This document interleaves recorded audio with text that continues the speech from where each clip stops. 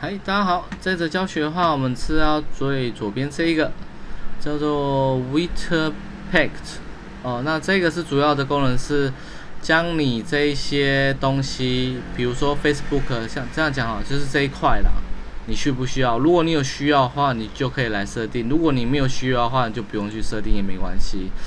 对，那它这一块部分，第一个的部分是讲说 Window。这部分的话，就是说自动帮客户，自动帮访客连接。比如说你可能要注册买东西，他只要一键按下去，他用 Facebook 的账号注册到你的账号，对，这是蛮方便的一件事情。好，接下来这个部分是说，这里打勾的话，这是相簿。相簿的功能就是我们在我们个人的粉专里面呢，我们会有一个相片，看一下相片。这相片里面有相簿，对，那它可以把你这个相簿的功能抓取到，因为我是本身好像没有，我记得没有设相簿，对，你可以把这个相簿的功能抓取到这里，可是一般是比较不会再多设定相簿的功能。如果你有这个需求，比如说你是那一种比较着重于卖衣服、售衣，那是实体商品需要大量的照片的时候，你可以去设定这一个。你就可以把这里先打勾起来。好，接下来这个就是这个部分的话，就是我们大家所平常在用的东西，你可以先把它给打勾起来。打勾起来，等一下就用得到了。哦，不对，这个不是，这个是另外一个用途。我看一下哦。这个是说你在 Facebook， 如果你有去设立活动这一块的话，你可以把它汇入过来，就是说会在这里去呈现，对，你可以把它可以把它打勾哦。如果觉得用不到的话，就不用勾也没关系。这一块的话就是我们最常使用的，对，就是这个区块，我们自己个人的粉专 ，OK。那如果你需要的话，你可以自己把它打勾。好，等一下我们再做一个基础的设定。那这个部分的话，就是一个大头照，这个就比较少人在使用了。OK， 好，那对，好 ，OK 之后你就先把它储存。好，接下来你这些都勾选好之后，我们就到我们的外观里面的小工具。好，这你有没有看到？好，小工具之后你会看到这一个 Facebook Livebox。就是我设定的这个东西，取消一下，对，是这个东西 Livebox。那这个是相簿的，你可以把它设定一下。好啊，这里是你要打什么名字就随便你都 OK。那这个话就是你要相簿的那个 ID， 相簿的 ID 我看一下哦。好，之后它这里有个相簿的 ID， 你可以把相簿的 ID 给它复制起来这一段。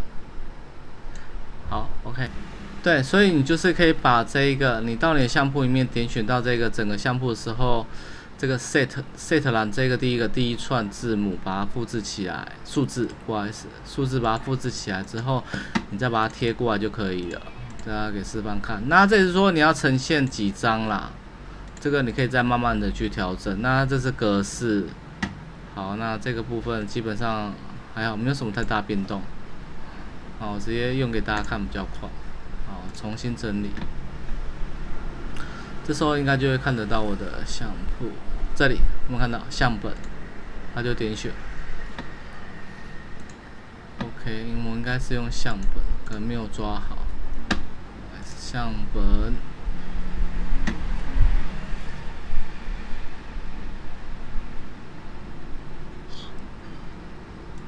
动态相本，对，它只有抓到第一张图，没关系。就是说，像我刚刚讲的，你可以呈现5张。好，我把它储存起来，我把它重新整理看一下，它就会跑出，应该是记得会跑出5张。哦，对，就是这样子。它这是相本的功能。那一般我基本上我是用不到，所以我就不会去用。OK， 把它用掉。再来就是这一个 Livebox。Livebox 的话，这个自定义的是说，你想要打什么是决定权在于你，就是像这里上面，行销王牌的粉丝团来按赞。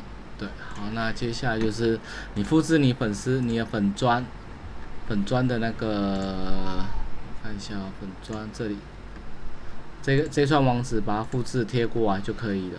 那其他的部分的话，你就不用太去设定。那这个的话就是说，那我直接给大家看一下，如果我不勾的话，它会呈现什么样子？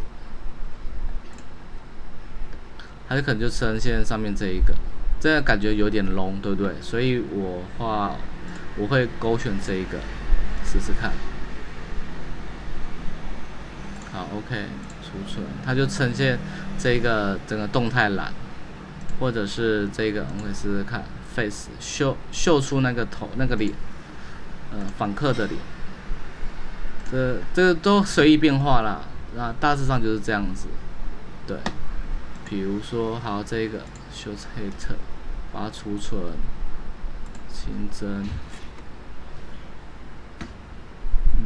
什么变化？我也不晓得哦。分享没有，这都是有的，对。